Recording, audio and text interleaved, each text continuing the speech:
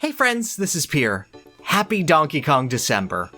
Merry Christmas, Happy Hanukkah, Happy Holidays, all of that. I'm really hoping that you've been enjoying the month. It's been a lot to put together, but it's been really fun to get there.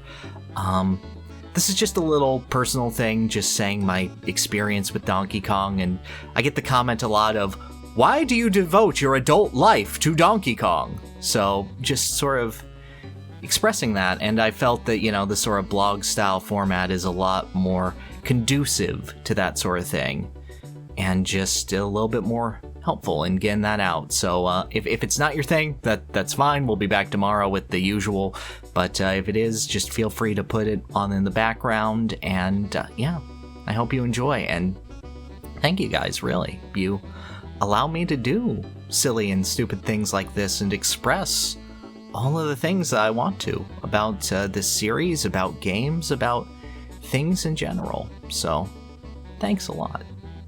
For real. So, I was born in 1994, and that is the same year that Donkey Kong Country came out for the Super Nintendo.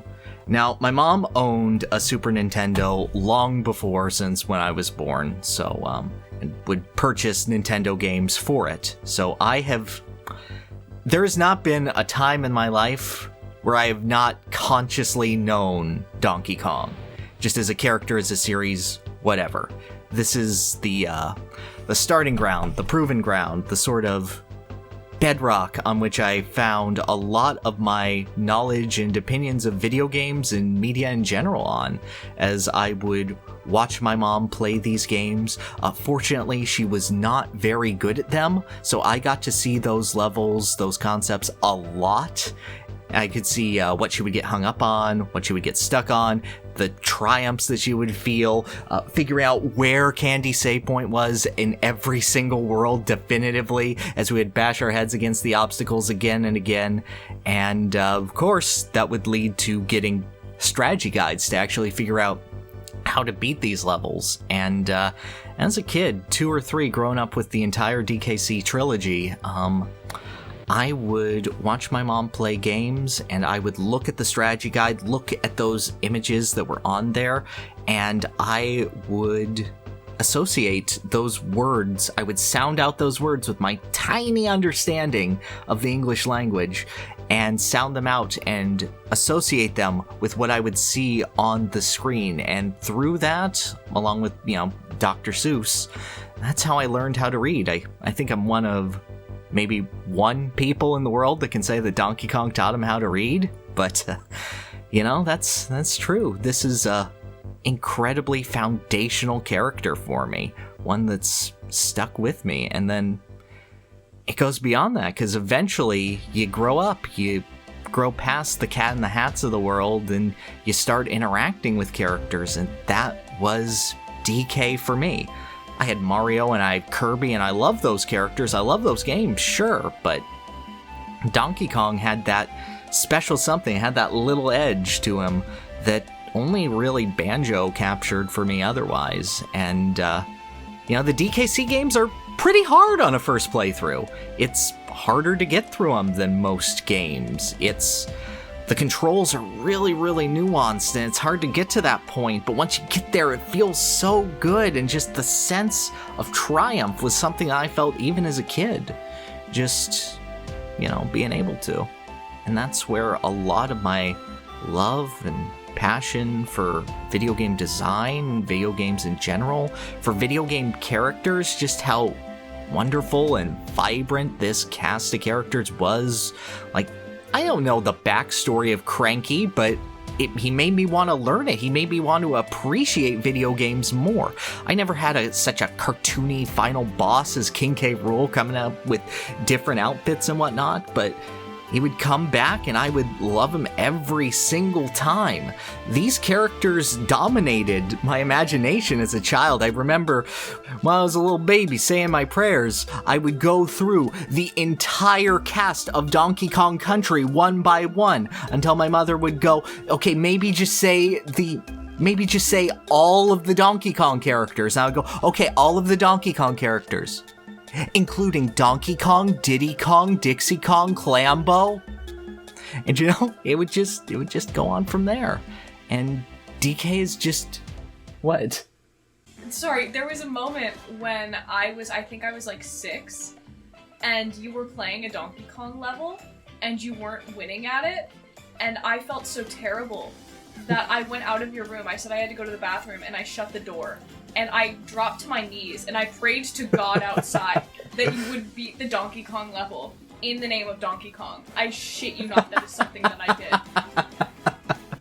And it was just a series that I would always grow with and enjoy. Diddy Kong Racing, Donkey Kong 64. I didn't initially love that game as much, but I bought the strategy guide. I knew everything about it. I loved the personality and the world of Donkey Kong, how he ended up connecting to Banjo, and eventually in my later life I would learn Conker and Mario.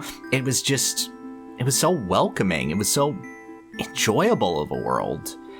And, in 2002, the Rare buyout happened, and Donkey Kong was left pretty directionless. Friends stopped caring about Donkey Kong, but here I was, still playing Donkey Konga, being the only person, I think in San Diego County, that GameStop told me that pre-ordered Donkey Konga 2.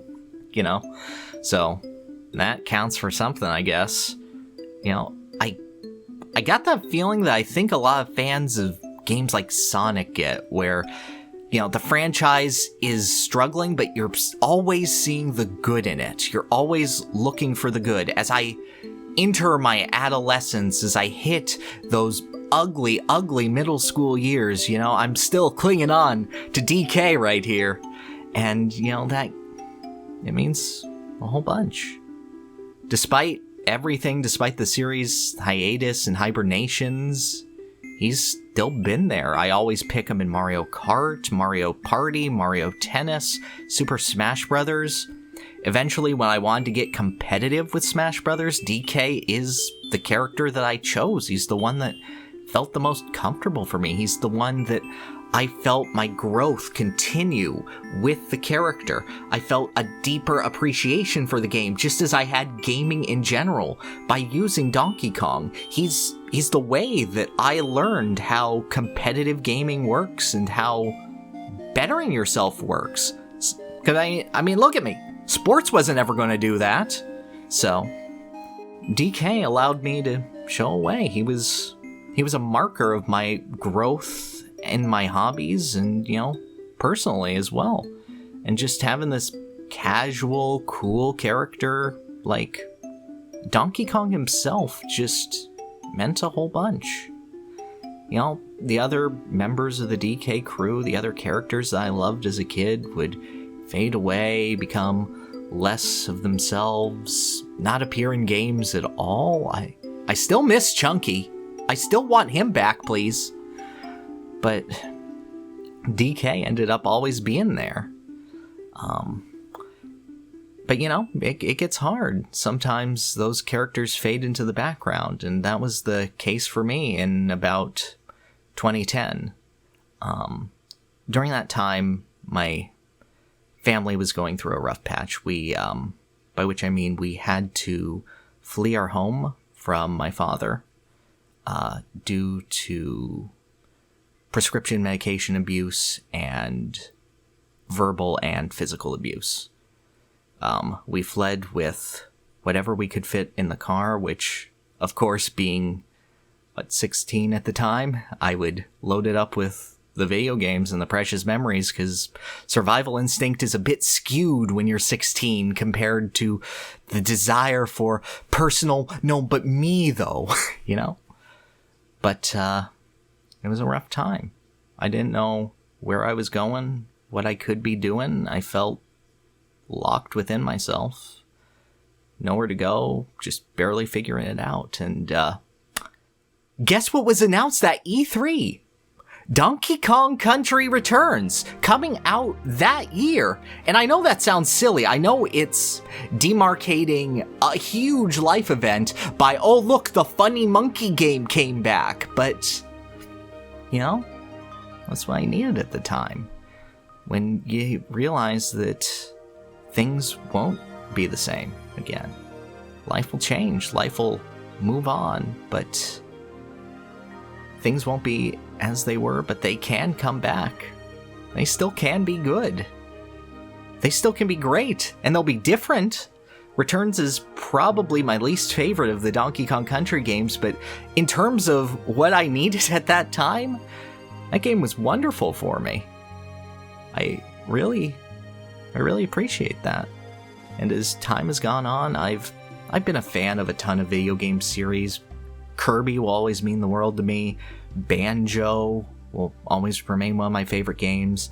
The Persona series got me out of some really difficult times. Nier, Metal Gear, Crash Bandicoot. All really fun and meaningful experiences, but I always come back to Donkey Kong. He's been, he's foundational for me, and he's proof of my growth as just a human and what I enjoy in life. He's my Cat in the Hat, he's my Mario, he's my Sonic, he's my Ryu, he's my dad coming home from the milk store. He's great, and I know it's silly to just go and obsess and say, yes, video game character, yeah, you mean a whole bunch to me, you changed my life. I think we all have those little comfort characters, our favorites, the ones that we carry on with us. They can be as silly as Donkey Kong is, or they can be as deep or meaningful. Doesn't matter. Anything is deep and meaningful as long as it has personal value to you. And that's sort of what when I'm developing this channel, when I'm developing ideas for videos, that's what I have. Everything that I put on this channel comes from me. Every thesis that I come up with, every idea that I have, I'm not looking for, yes, that would be a great idea. That's an incredibly intellectually stimulating conversation to be had. No.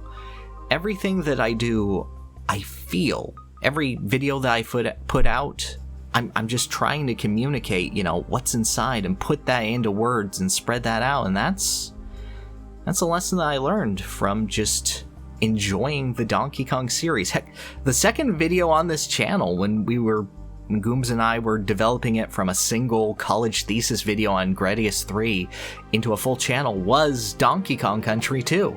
And that video has awful sound quality. I wouldn't watch it again, but it's been there every step of the way, and I hope that you have a character, a series, a game, a book, a movie, anything, something, some story, some life within you that you take with you, that you have to help drive you, because it's a wonderful experience. I get to see the funny monkey show up, and every time I get to feel this childish excitement of just this reverie, this nostalgia, combined with just the desire to do better both in-game and for myself.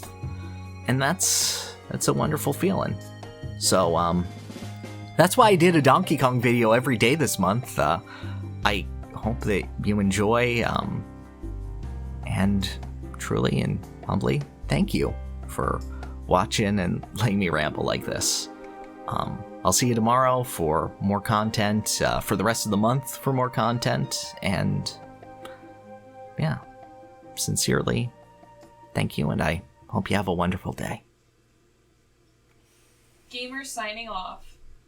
Fuck you!